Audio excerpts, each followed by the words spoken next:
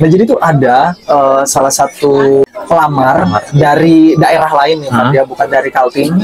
Nah itu mengirimkan motivation letternya dan diminta ke saya untuk bisa direview, Pak. Bisa direview.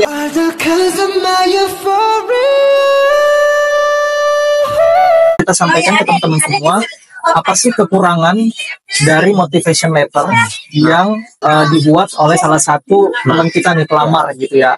Jangan bertele-tele karena syarat dari penerima syarat, maksudnya nanti untuk beasiswa Bank Indonesia itu di awal adalah pemberkasan itu minimal adalah semester 3 kuliah. Semester 3 kuliah. Nah ini yang saya temukan case-nya nih ya teman-teman semua. Itu di dalam motivation letternya di bagian paragraf isi yang saya bilang tadi kan ada 3 bagian. Di bagian paragraf isi itu dia memuat pengalaman dia selama masa SMA.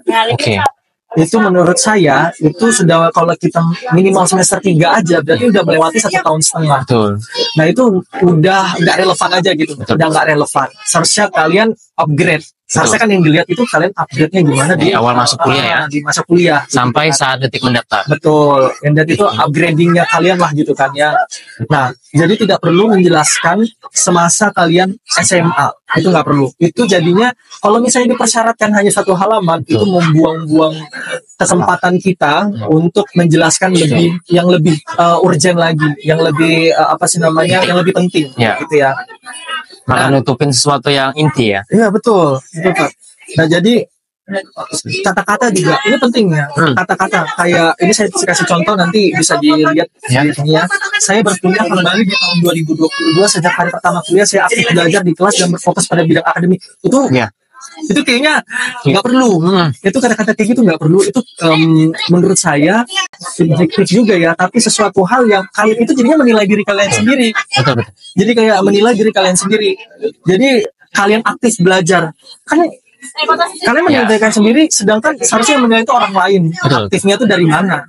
Berarti kan aktif di kelas kah? Kalian hanya datang di kelas, maksudnya datang absen aja kah? Dianggap aktif kan secara dokumen, tapi kalau dosen nganggap aktif kalian aktif di kelas, bertanya, diskusi dan segala macam gitu ya. Jadi itu terlalu subjektif, tidak bisa dinilai gitu ya. Nah, jadi berikan data ya. Nah, misalnya tahun 2021 sampai 2002 pernah menjabat sebagai ketua divisi A. Bisa. Nah, berikan data peserta acara yang diberikan, achievementnya. Biasanya eventnya itu nasional, pesertanya ada 1.000. Nah, itu berupa angka. Jadi data. Jadi bukan personal banget kayak berfokus pada bidang akademik. Jadi nggak terukur gitu loh teman-teman. Betul.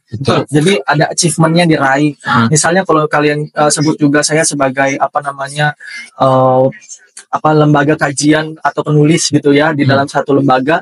Nah itu kan tulis achievementnya, saya berhasil mempublikasi tulisan saya di media cetak misalnya kayak gitu. Nah itu achievement yang terukur gitu loh. Tinggal nanti kan pembuktiannya betul kah tidak, tapi wawancara gitu. Tapi kan itu terukur gitu loh. Kalau misalnya achievementnya apa, kalian berhasil mempublikasi tulisan kalian ke media cetak atau media online. Nah seperti itu. Kalau kayak gini kurang efektif gitu ya, kurang efektif. Terlalu personal. Benar. Nah jadi penggunaan kata, terus juga target apa yang mau kalian masukkan supaya ini loh yang pengen kalian tonjolkan di diri kalian, itu tuh harus kalian cari dengan baik lah gitu penggunaan kata-katanya. Nah ini kalau yang di bagian akhirnya sih sudah lumayan bagus untuk bisa menjadi bagian dari penerima beasiswa Bank Indonesia. Tentunya tidak cukup, tidak hanya mengandalkan prestasi oleh karena, tapi ini juga masih kurang efektif kata-katanya Pak. Cuman kontennya tuh udah bagus gitu loh. Dipadetin lagi kayaknya. Betul. Secara konten keseluruhan bagus. Benar. Jadi di paraphrase lagi, tapi benar-benar to the point banget, poinnya itu apa yang mau kalian tonjolkan di diri kalian gitu. Nah jadi nanti kalian bisa bandingkan dengan tulisan yang ini ya Fat, yang nanti yang kita review ini dari punya temen yang udah disampaikan ke kita untuk diminta review, dan ada yang punya saya sebelumnya. Nah walaupun yang punya saya sebelumnya itu juga belum tentu sempurna, banyak versi-versi yang lain, atau mungkin juga metode-metode penulisan yang menurut teman-teman lebih efektif, tapi ya intinya struktur penulisannya seperti itu gitu, Pak. Motivation letter saya itu nggak ada sama sekali untuk salam dan juga perkenalan diri saya as a personal gitu, itu nggak ada. Karena saya tadi di atas di judulnya itu sudah ada nama saya pribadi secara lengkap dan juga jurusan dan universitas saya. Di bawah itu ya kita sampaikan yang seharusnya menjual untuk diri kita aja gitu loh. Tidak perlu lagi memperkenalkan layaknya seperti kita berbicara kepada orang. Berbicara kepada orang itu nanti pas sesi wawancara. Jadi perkenalkan nama saya bla bla bla bla. Itu tidak perlu dituliskan lagi. Jadi nggak perlu dituliskan. Terus juga salam itu juga nggak perlu menurut saya itu karena tertulis ya. Iya betul, itu nggak perlu. Perkenalan juga nggak perlu. Jadi ya itu tadi metodenya karena saya dari umum ke khusus. Jadi ya saya sampaikan bahwa saya ini tahu tentang Bank Indonesia. Satu, saya tahu tentang Bank Indonesia. Dan saya tahu tentang beasiswa yang dikeluarkan oleh Bank Indonesia, dan saya tahu bahwa nanti saya menerima beasiswa Bank Indonesia, maka akan tergabung dalam suatu komunitas yang dibuat oleh Bank Indonesia. Nah jadi bahwa kita tuh kelihatan gitu loh, kalau misalnya kita tuh udah research dulu sebelumnya gitu loh, nggak yang tangan kosong gitu loh.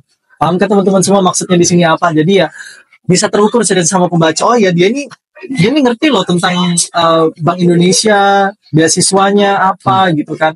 Oh ternyata dilihat lagi ke bawah, oh dia ini sudah sesuai nih jurusannya dia, bahwa dia siap berkontribusi gitu kan dengan kemampuannya dia yang ada. Terus di akhirnya lagi, oh dia meyakinkan saya nih, maksudnya gitu kan, dia meyakinkan saya nih sebagai pembaca, sebagai nanti user yang akan menerima kita. Oh dia meyakinkan saya dan dia memberikan apa sih namanya pernyataan jaminan lah gitu kan, siap bergabung, berkontribusi gitu. Jadi ya teman-teman bisa buka pakai kata mutiara. Nah, bisa kata mutiara. Bisa. Jadi biar eye catching gitu loh. Boleh. Gitu. Kalau aku dulu buka kayak gini teman-teman, kalimat pertama aku. 3 hal yang menggambarkan diri aku. Kayak gitu. Tapi 3 itu, jadi aku nggak pakai perkenalan sama kayak Dimas. Tulis motivation letter, jurusan, nama, dan universitas. Dan langsung aku tembak 3 hal yang gambarin diri aku. Karena bisa tulis. Tapi menurut aku yang 3 hal ini jangan terlalu ada orang tuh yang humble bragging gitu. Oh iya. Pemilihan jadi humble bragging. Kayak meroket untuk meninggi. Kayak misalnya aku tuh orangnya kalau satu tugas harus benar-benar sempurna dulu dan itu kekurangan aku kayak gitu. Padahal dia tuh lagi meninggi atau meroketnya, aku beberapa nemu kayak gitu. Kalau mau humble bragging, kalau aku sendiri humble bragging kalau untuk merendah itu kayak gini aja. Kalau aku dulu bilangnya begini, saya kalau ditanya kekurangannya, saya memang punya kekurangan yaitu sering lupa. Tapi salah satu cara saya untuk mengatasi kekurangan itu adalah saya selalu membawa catatan. Ini menjadi solusi saya jika bergabung di Genbi. Jika punya agenda yang padat dan punya proker yang harus dilaksanakan, jadi saya tidak mudah lupa. Kayak gitu loh mas. Iya. Tuh. Oh berarti kalau di Fadli motivation letternya dia buat lebih menarik ya, kayak eye catching. Maksudnya di awal itu dibuat penasaran bahwa tentang diri kita ini seperti apa sih gitu. Nah kalau saya kan ya rada kaku, mungkin rada kaku karena ya background pendidikan saya juga kan hukum, jadi penulisan saya itu kayak ya udah ini yang mau saya tunjukkan gitu loh. Kalau Fadli kan mungkin lebih wise lah gitu isinya di dalam gitu kan. Aduh boleh kok dengan gaya sendiri, versi masing-masing gitu kan boleh. Dan aku dulu nggak pernah organisasi Din. Kayak gitu. Ya jadi aku kalimat pertama itu 3 hal yang menggambarkan diri aku. Jadi dalam satu motivation letter itu aku menggambarkan 3 hal itu doang pada intinya, dan aku tutup dengan gini. Saya closing statement aku begini ya teman. Mungkin takdir yang membawa saya ke beasiswa Prima Bangka Kentara, karena semenjak saya SMA dan sampai sekarang detik saya mendaftar, saya sudah menggunakan produk dan menabung di beasiswa di Bank Kaltim-Tara. Itu closing aku teman-teman saya itu. Jadi saya bilang, jadi Bapak Ibu, kalau Bapak Ibu menerima saya sebagai penerima beasiswa Bank Kaltim-Tara, sudah pasti saya pastikan saya mencintai Bank Bapak dan Ibu bekerja. Gitu. Oke. Jadi aku relatekan pengalaman dulu sama menjual lah. Iya. Jadi aku udah pakai produk ini kok. Aku sudah kenal sama Bank Indonesia kok. Nah, jadi kalau aku terima sudah pasti mencintai Bank Indonesia gitu. Berarti jadi kalian tahu apa sih namanya educational produknya, tahu itu apa, terus itu ya kalian udah pakai, maksudnya ya kita ini yang sudah sebagai pengguna kita tahu maksudnya kelebihan dari produk ini kita bisa dielaborasikan lah. Ya betul, elaborasikan. Kalau misalnya teman-teman pakai QRIS bisa dielaborasikan atau pernah ikut lomba di BI. Betul. Jadi bisa di kata-kata akhirnya bisa di-punch lah. Kayak gitu. Jadi Bapak Ibu gitu, dari dulu saya sudah menggunakan produk dari Bank Indonesia, QRIS, pernah ikut lomba di Bank Indonesia semenjak SMA, karena banyak sekali kayak undangan Bank Indonesia kalau ada acara di sekolah. Pelatihan juga ada biasanya disediakan. Nah, itu bisa dilihat gitu. Jadi ya kalian bisa dilihatnya tuh lebih tambah 1 poin daripada Betul. yang lain. Maksudnya kalian sudah Unik. udah kenal dengan rumah nanti yang akan menerima kalian gitu loh. Begitu sih. Betul. Ya betul.